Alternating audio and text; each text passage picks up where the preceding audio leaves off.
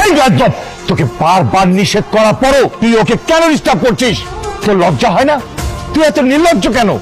বাবা তুমি এখানে? হ্যাঁ আমি এখানে। তোদের মতো ছেলেদের অপকর্মের জন্যই মানুষ রাস্তায় দাঁড়িয়ে 999-কে কল করে পুলিশ ডাকে। এই, তুই এত নির্লজ্জ কেন রে?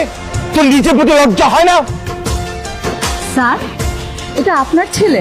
হ্যাঁ মা, এই বেয়াদবটাই আমার ছেলে। আমি ওকে ঠিক মতো মানুষ করতে পারি নাই। কিন্তু বাবা। চুপ থাক, একটা কথা বলবি না।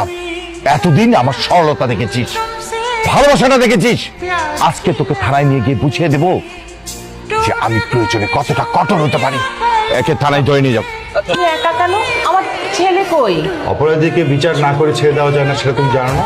মানে কি? আর আমার ছেলেকে আনলা না, আবার বলতেছো অপরাধী? একদম চুপ থাকবা। ওই মেয়ের আশেপাশে হতে থাকবি, আর মেয়ের ছায়া হতে পারবি না বলে রাখলাম। মাহি দাঁড়া, তোমার সাথে আমার কিছু কথা আছে। কি বলবেন? পার্ট 2 দেখতে সাবস্ক্রাইব করুন, পাশে থাকার বেলটি অন করুন আর সুন্দর সুন্দর মুভি ক্লিপ দেখুন।